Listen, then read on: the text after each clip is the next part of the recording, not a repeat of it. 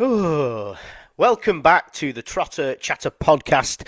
We've raised the alarm and we've decided to call an emergency episode because after Bolton's latest defeat, 3-1 loss away at Peterborough, we couldn't just wait and move on like nothing happened.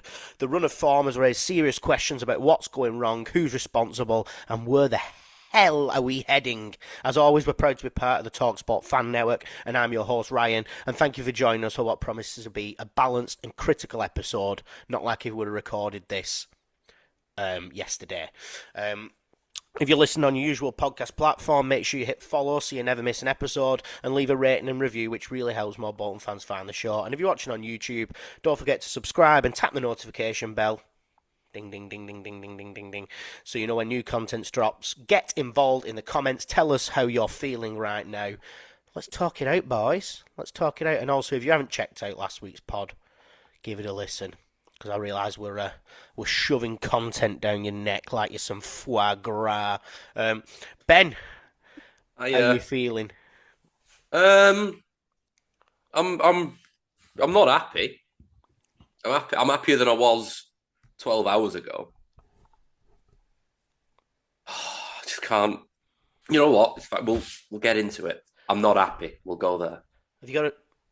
We're not doing alcohol. Are we doing alcohol? Or are we still saving ourselves? Not yet. I've got black coffee. I've got some water. I might get some the second we're done recording, but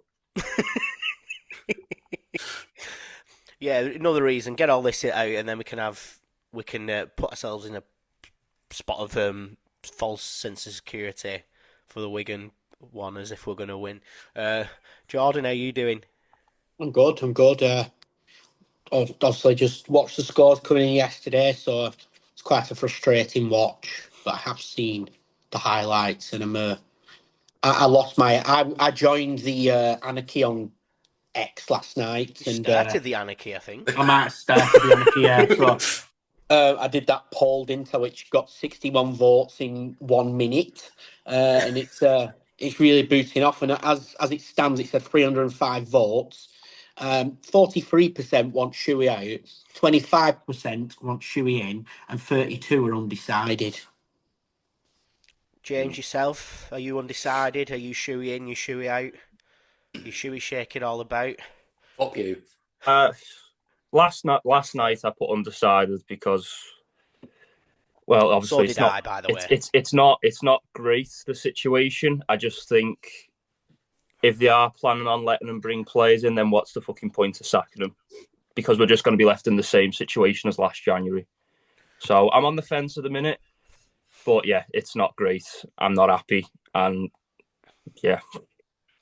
We're the opposite of Paul Gascoigne before the FA Cup final, aren't we? Every time you've all been saying, I'm happy, I was like, no. My head last night was up my arse, if I'm honest, but I've taken a bit of a point of reflection, and we gave Pighead a lot more time, and also 3 weeks ago we were all pretty okay with what we were doing. Football is a results business, and everything's viewed within the last 6 games. So I'm on the fence. I'm not Shueying, but I do like the man. I want him to succeed. But I don't think he has a lot of credit with the fan base like Pighead did. That's probably why it took him bloody 18 months to get anyone to even question him. Albeit, I think maybe I was one of the first. Anyway, what on earth's going on, Ben? Where do you even start with the performance then? Tell us what you thought of... what are your thoughts straight after that game? I'll be honest, seeing the highlights this morning only made me more annoyed. I feel like I was more annoyed this morning than I was yesterday. Because, you know what? Turns out American goalkeepers aren't for life. They are just for Christmas. You said it. You could have saved them shots. But I am very good. And you're shit. He's only little, bless him. It's the reason No, I they didn't would- make it, James, because I'm 5'8". Yeah, to be fair, Ryan's a very good goalkeeper, and his height's held him back. Now I'm doing this with you fucking idiots. No, it was some of it. I was most annoyed by the third one. Like instantly after we score, just shocking defending. The first one is everything I've wanted Sam Dolby and the number 10 to produce. I couldn't Everything believe what I'd we seen. wanted to. Looking at it, going, you know what? That'd be perfect. Good goal about Sam Dolby, though. We'll give him that. Yeah, I can feel the heat raising up my body I already. am going red. I'm going red. I'm getting cross again. James, you watched the game then. Ryan, you're too close. Back up. Was I the only one who watched it? James, you watched the game then. Worst performance of the season? What was most alarming about it? What do you reckon? You know what? I'm starting to get really fucking annoyed coming on every fucking week and going, so yeah, worst game of the season. Yeah, worst game of the season. It just keeps on getting fucking worse. Every week. Yeah, it was fucking awful. Like from the first whistle, didn't even look like they wanted to be involved in the game. They didn't even want to be there. Losing second chances all the time, and then that first goal. Oh. I'm sorry, mate. Can you stop talking already? Honestly, that the defending by Johnson was shit. I'm going into a state of Hulkamania. Oh no, he's died. My heart rate's increasing. I just don't get how we've left him that open to start with. And then that fucking goalkeeping, it was basically it right at him and he's decided to dive over it and just leave his whole fucking midriff open. Like, Right. That's in this. If there's a 101 for goalkeepers, that is one of the things you shouldn't be letting happen. Front post and underneath you. I don't know why I'm laughing. I think it's easier, else I'll cry. But it's one of them. Like, we've been praising the defence this season, but that was probably the worst I've seen Johnston and Toll play together. Like, that was fucking awful. So I'm not going to start changing all my opinions on what I've said all season. I think Johnson and Toll have been our best centre-back pairing. Who pulled Johnson to one side one day and said, "Do you know what? You're really good at doing 20-yard diags across the pitch." Oh, no. He can't do it. What's going on? Who told him that? Because he can't do them. He's been going back over his Ricardo used to be able to Santos do them. tapes. Hold on, lads. Don't you fucking worry. I'm going to land this on a sixpence over there. You want it pinged? Get ready. Be careful, there's going to be plenty of mustard on this. A weird I'm glad we're coming in with this energy, laughing. Okay, let's carry on. You have to laugh. I mean, if you don't laugh, we're fucking crying, and then that just looks depressing. So, Schumacher made some rash subs, dragged Gale and Sheehan off at 44.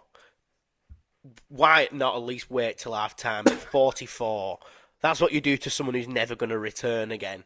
Everyone's saying he looked very agitated. What on earth is happening there? I personally believe that. My personal opinion is that I don't think the dressing room are fully bought into him. I really don't. I really, really don't. The way we're turning up to games, it just feels like they're not going the extra mile for him. And I think that's my biggest fear. And I think that's my reason why I think that he won't have a job by the end of February, because I seriously think that they've stopped playing for him. When the players try and throw a manager under the bus, though, it's very difficult to get out of. Pulling players off before half-time is making a statement of them. With that Ibrahim Sissoko... Apparently Sheehan weren't even that bad, though. But they out of the two players, they're the two players I would have kept on that field. I heard that Gale class. To be honest. I heard that Gale had a stinker. He had a stinker, but what's the second option? Fucking Sissoko. Arahan got dragged off, didn't he, at 50 or something like that? I heard he played poor as well. It's fucking messy. But apparently they were fuming. Sheehan and Gale, they had like a proper tantrum, which you would, because it's fucking humiliating. And Shuey didn't look very composed. He's at that. he looked like a man who'd ran out of ideas. I feel like it's felt like that for the last few games, to be honest. He doesn't know his best 11, and the team looks void of any creativity. He's never got a starting lineup right in the past 4 or 5 weeks. No. In his defence, subs. In his defence, we don't have anybody who's scoring goals, which makes the manager's life a lot more easier. When we were scoring goals, we had confidence. We have got no confidence now, and it's continuing and continuing and continuing. But at the same point, he's got a team full of decent players there, and he's getting nothing out of them. And this is why I think that they've kind of hung the boots up with him. I mean, I was going to ask what's the common theme in the last 6 games, but I think there's been a mixture of things. I think a lot of, and people are saying, "Oh, it's some no confidence and stuff like that." But Dolby and Burstow between them could have had 4 or 5 goals. That Burstow chance, fucking hell! How many times has that happened this season with different players and stuff like that? Burstow's done it a few times, and Dolby's done it a few times. At the end of the day, you're a professional fucking footballer who's a striker. You should be finishing your fucking dinner like that. It's an easy chance. You're odds on to score that. The goalkeeper, you're a professional striker who's from a championship club. You should be scoring a 1-on-1. Came through at Chelsea. He's got no bottle. He's got absolutely no bottle. No. He's hit a shit vein of form, and he's absolutely crumbled. I'm not expecting him, because he's a young player, to be made of steel, but Jesus Christ, there's that and there's going invisible. And for me, he's absolutely useless. I'd be sending him back, and I'd be getting a new forward in. Can someone do something about that Sissoko as well, please? Because I hope we're not paying his wages. I hope to lose. I'll take him fucking back out ferry, me. I don't care. I hadn't even thought that we might be paying some of his wages. That makes it way worse. Jesus. McAtee, everyone's saying that Macca would be better in the squad now, but I think Shuey doesn't fancy him. People are saying there's attitude issues there, and he's not. Well, yeah, apparently he's turning up late to training pissed. I mean, allegedly. Yeah. Although he did like that person's tweet who pointed it out. Which I don't get. Weird guy. Is it tactical? Is it psychological? Is it team selection? Or is it all of the above? I think it's both. All 3. I think it's both. Both? There's 3. The psychological aspect and the tactical aspect. Like, at the end of the day, I think with Shuey, he's very, obviously we saw yesterday, he's very rash with his decision making. If he doesn't like something, he'll change it straight away, which is good in some aspects. I quite like that though. But it did not work yesterday. It made things worse. I think what he's done. It'd be nice for him to get it right though at the start for once. I think that's what's driving. I can't remember the last time he got a starting lineup correct. Wigan. I really can't. Plymouth at home, where we beat them 2-0. Oh, Wigan, I'd say, yeah. Yeah. For me, like, it's been miserable since Wickham away. It's been absolutely torrid since Wickham away.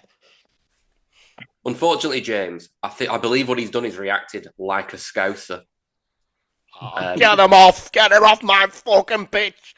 To be honest, I actually believe that they don't like him at all. Like, did you see that fucking Bolton video that they put out the other day where they said, what's the worst accent in your opinion? And most people going, Scouts. And they were like, you do realise who our manager is, don't you? We're talking about confidence, though. Is it... It may well be that the players haven't necessarily lost confidence in themselves, but just lost confidence in the manager. Yeah. Plymouth fans have been actually backing him up though on socials, saying stick with him. He knows what he's doing.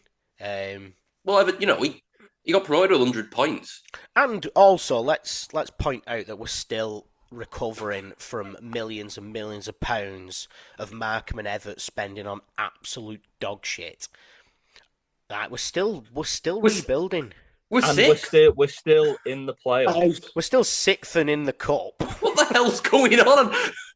You know, on reflection, when I looked at the league table last night, when I calmed down, right, Autos is about 9 points away, which is not impossible, but we're still well in it. This is why something needs to change immediately. And if I'm talking in a positive way, Wigan away is a perfect game to kick off a run. Yeah. Get some confidence, get the fans on side, and get going. You get a an easy result against Port Vale in the Cup, get a bit of confidence going, get a few goals, and then you get a Derby Day win away, and all of a sudden the fans are on your side. And then you've got Stevenage coming up, which is a big game. Go into that strong, then it's all changed. But for me, that Wigan game it's a decider for me. If we fucking say we put out a fantastic performance against Wigan and lose, and the fans can clap us off and go, "Well done, you did really well," then he's not going. Which is very rare in this division that you play really well and you lose the game. Like he's got to go if we lose against Wigan. In my opinion, it might be controversial. If we crumble, I think against Wigan. Crumble against Wigan. Yeah, it's another performance like the past few weeks. Then I'm hesitant to say he should go, but I think that's the point where everyone, like, the board needs to be asking him questions and maybe setting him some sort of ultimatum of being like, look, you've got to turn this around in the next few weeks. I don't think we can afford to sack him either. Because there's also the point, if we sack him after Wigan, we're probably not going to. It's going to be the same as last year, where a manager doesn't have a chance to change the team anyway. Bring Kevin Davis in to end the season. I've seen Kevin Nolan's name being bandied about, and I can't believe let him have his transfer window. In my opinion, he's had one window. Yeah. I mean, and he had to reinvent the squad. Everett must have had about 8 windows. Stop talking about him. But I'm just giving him a third crack of the whip. Where were we? Right, okay. This is real perspective for you. So, COVID season, where were we at this time? Yeah. In that season. Were 18th? Something like that. Everett then became a god to the new wave Bolton fans when he got us out the division. We are still in the top 6. And we've had a bad month, but it's very, very clearly within reach. If you look at Coventry last season, it can be done in these leagues. Well, if you get a Leyton Orient do it after Christmas every year, don't they? They go, remember when Reading went up that year when they were bottom at Christmas? It can be done. I'm trying to look positively at it. I'm trying to look constructively and balanced with it. Yeah. Peterborough 4 weeks ago were doomed. Is it really? And I think football culture these days is very rash, and fans are very fickle, and they can only see what's in front of them from the last few games. It also goes back to what you said before, though. It is a results business, and if you're not getting them, look, we don't want. And I get on the other side of the coin, I get that we do not want to be in League One again next season, and fans are thinking, what the hell are we going to do to change this trajectory so we're still in a chance of getting out of this league? And a lot of them think that sacking the manager is the answer, and it might be. So and you've got to think about all these fans who are paying for these away games. That's one of my issues as well. We are such a dedicated fan base. We pack out everywhere. Home games, we fill up, and pretty much since the beginning of this, what was it? There was that late winner against Rotherham. Was it early December? Or the home game. Exeter. Exeter and Rotherham we made a meal of. They were still ropey, weren't they? So we're talking literally from the beginning of December till now. We've been torrid, and it's an entertainment business as well as a results-based business. And I'm not being funny, but especially that Northampton game, it was not been very entertaining at all. I think our last good performance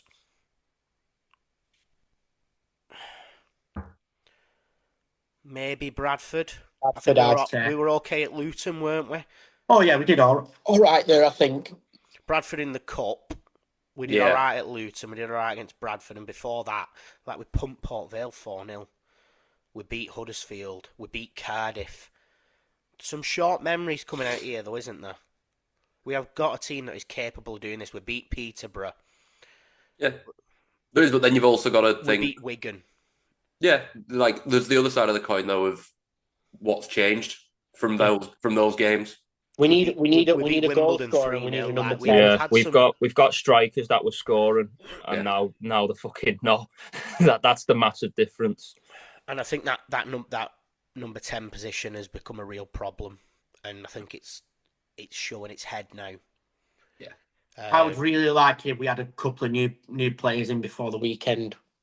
Really. Someone to come on and try and prove themselves. They want to clear out the wages so they know what they're dealing with. And I also think it's a little bit of because of the results, though. If it is going to get worse, then they don't want to bring in new players if they are going to think about sacking them, which is why I don't think we've got anyone concrete through the door yet. Well, if you look at that, Sharon happily let him fucking sell Dion Charles and buy Joe Randall and then sack him 2 days later. Yeah, no, that's a good point, but can you kind of look at it now in the fact that she's changed, and obviously the relationship between her and Evitt was very different to with Schumacher.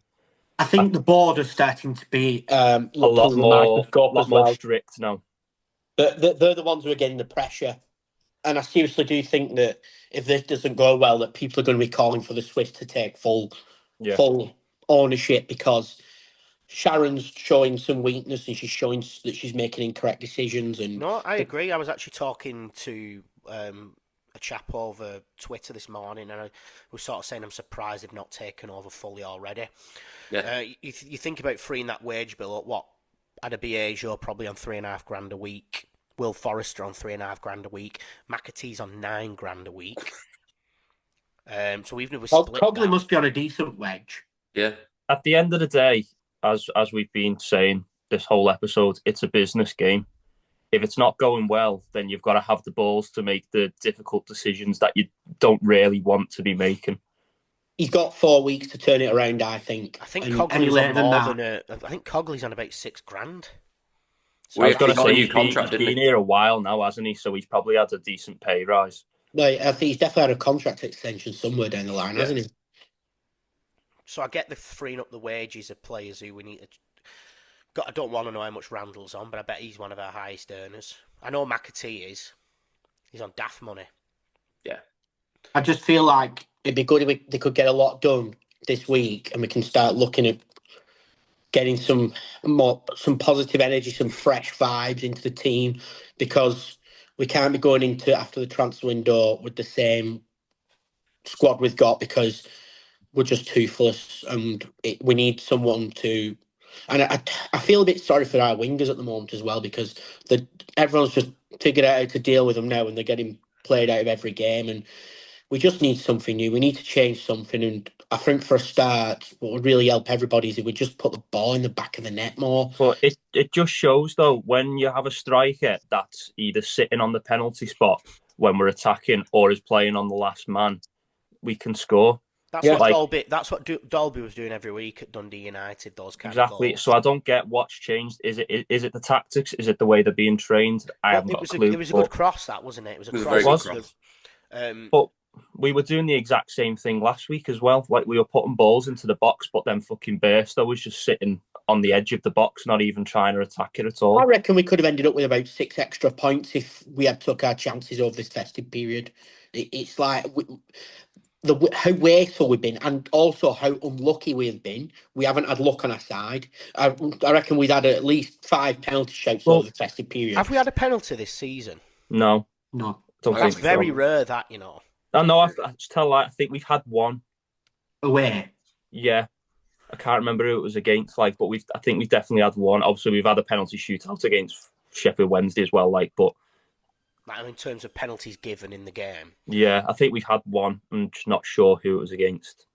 So I think Sheehan took it. I would ask Mike, but he's ran off because of all these red lights coming on in background. He don't work Sundays, Mike. He saw that come up on the screen. You don't work on the Sabbath, Mike. You know this. He goes markets with his nan on a Sunday. When these fucking shutters came down, he ran off. He didn't want. I'd be concerned that lift that's turned up. Yeah, well, he got locked in, didn't he, for a week? Just to add on to what Jordan was saying then, if you look at our fixtures that we had in December, which we all said we were pretty confident that we should win, if we won all of them, we'd probably be sitting second right now in the auto. Even if we won more than one, it was such a massive fucking throwaway that. We'd be sitting in the autos right now if we've thrown results. All these games away, and we haven't moved position.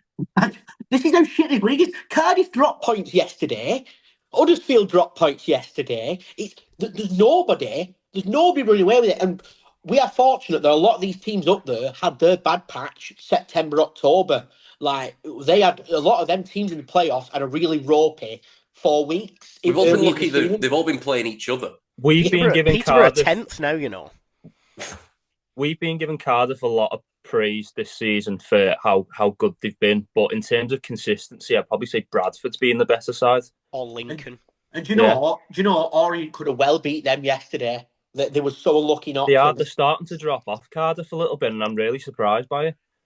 Their goalkeeper got tackled. It was a. I spoke to the fans, everyone, to see what their thoughts are. We don't do this enough, really. Chris Roden music. Listen, if you can find it. The fact we're still in the playoffs is a testament to the poor quality of this league. Half the frustration is that it's there for the taking, but we never seem to take the bull by the horns and step up. You're right. Yeah. The softness that was prevalent under Everett still reigns, still prevails. TDB BDFC. The thing is, it feels inevitable that the guy's going to get sacked because there's no signs of improvement, and the game against Peterborough felt like a prime showcase of every single problem. Strikers not scoring easy chances, poor corners, wingers cycling the same shots. Just like what happened with Everett towards the end. If he loses against Wigan, why delay sacking him in February and waste more games? I mean, you can't really. Well-reasoned points. This is the issue I've got. That's what I mean, though. If we do get beat by Wigan and they're going to sack him after that, then what is the point in bringing in his players? Like, because we need to try and save our season somehow. If we don't bring any players in and bring a new manager in, Jesus Christ! But that's what I mean. I think the board are just a bit up in the air at the moment. I think with the amount of stick Sharon got last season for shelling out $1 million plus on Randall, then sacking Everett immediately, she's definitely going to be hesitant to do it again. And I think that's why we're in a position where we're having to sell people. Yeah. If Everett if it was last season, I don't think she'd have hesitated and gone, "Yep, here's the money. Go get what you need to fix your season." Completely agree. Like you said, the relationship she's got with Shuey is so different to ever, and also it's professional.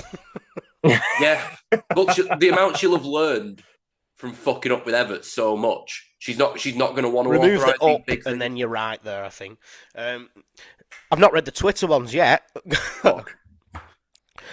Michael B, friend of the show, win next week against that lot. Win next week against that lot, or things will turn bad very quickly. Too passive, no real enthusiasm and energy, no grit, no bollocks to get into the full-bodied challenges to get the fans on side. Game plan shot to pieces, worrying times. We lose next week, serious questions to ask. Dennis Mason, I thought Schumacher looked very agitated from the touchline, more so than normal. Not sure if the team is playing for him. There seems to be a total lack of confidence, no fight at all, always on the back foot, poor passes, etc., etc., etc. Thin. Either thin. He loves Jordan, him. Weirdo. Can't get enough. Fucking freak. I mean, the question is, the question isn't, is he under pressure? He is. The question is, should we back him with more money in January or sack him and back the new guy? Pete Burns, was he in Dead or Alive? He was, yeah. I'm sure he's dead. We got one from Beyond the Grave. You look like you're lots of fun. Open up your loving arms. Not much point swapping managers now in the hope of getting promoted. We're having a lot of issues ATM at the moment for the kids. Messing with the team constantly doesn't help.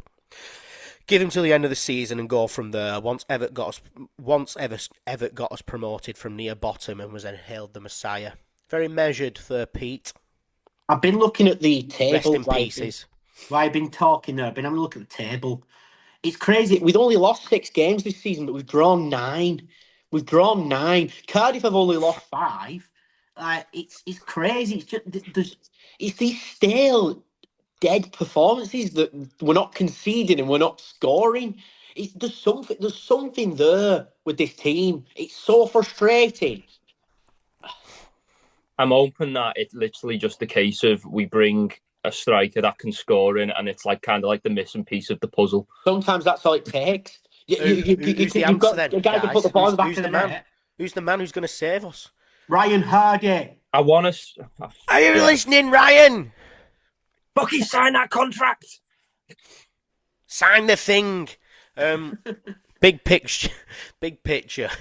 What must change immediately to avoid this from going from a bad run to a full-blown slide? Well, that's not bad. Tell me then. Stop losing games. Well, Maybe Fucking Michael Owen's back. a little bit more granular than that. Well, I'm not being funny, but we've broken down all the issues, haven't we? There's multiple issues, but I think our root problem is we are not scoring goals because we are having enough chances. And our main ones are scoring goals and our away form. They are our two main problems. And one will help the other. Yeah. Scoring goals, isn't it? so We don't are you normally- trying to tell me that Ryan Hardy is the solution to literally all of life's problems? We don't normally concede 3 goals. No, the only other game we've done it in was that shit show against Burton. Good. Anyway, So, I mean, like it's so infrequent. Like we're it's not. facing Wigan after Ryan Law won his cup final against his old employers. Big fucking grin on his face. I mean, I wrote all these questions down, lads, and we've been organic today. It's flown. Like word vomit. Yeah. Some kind of vomit, innit? So Tuesday we play Port Vale in the Vertu Trophy. Get him off your fucking There he is. screen. Ryan's on with us, everyone. Are you? How can Tuesday's game versus Port Vale help? Is this a chance to restart confidence, or is it damage control? We have Damage to can- kill him. Damage control. Fuck you. We have to kill Port Vale. I think we do. Everyone's saying, "Oh, if we lose to Wigan, what if we lose to Port Vale? Oh no! Oh, I hadn't even thought about that. It might happen." If we lose to Port, you know what? If we lose to Port Vale, I would not be against getting Julian Derby in for the derby. I think we need to go. We need to go and thump Port Vale. Our cup team beat a good Bradford team. If we can't beat Port Vale, we might as well sack it off now. Yeah, we need. And Wembley's Don't on worry, the we're going to go arrival. Wembley anyway. The dream of Wembley might spur us on to. Dream of fucking Wembley. I'm Piss off. furious, mate. Knock it off. Just turn it off. We'll all be tuning in on Tuesday for that game. I'm not fucking watching it. Okay, we won't all be tuning in. So we don't beat Wigan. What does everything look like? I think he walks if we get beat, regardless of the result. I think he goes. Because on Thursday, I don't think there's any other Thursday option. we're all going to start talking as if we're going to win it. You see, so we'll get all this out in the open now. Yeah. So we're saying, where's everyone's heads at then to sort of put a full stop on things? Are we being patient with Schumacher? I'm happy to go round. Or are we all on the undecided fence? I'm undecided, but we need the players in. Like, if we're going to actually consider giving them a chance, then we need to get them in thick and fast, because this is only going to get worse. Yeah. Yeah. Obviously, I don't want to go too much into it, because we'll talk Wigan away. We've got a big party weekend coming, so we'll get all the neggy vibes out the way now. I can tell you where I am anyway. Straightforward. If we get battered by Wigan, he's gone. That's my. I'm willing to give him an opportunity because. What if we just get beat though, not get battered? Like if we show signs of it being a good game. Yeah, say we lost 2-1 and we'd showed a lot of bollocks, and it was so unlucky, I wouldn't be as angry. But the or would you likelihood want of to keep him? I think other people might say differently, but Because Anyway. personally, I Yeah. think regardless of what scoreline we get, like if we get beat on Saturday, people are going to be calling for his heads. we need a win. We 100% need a win. It's been too long now. We need to win the game. let's blind rank some Africans, everyone.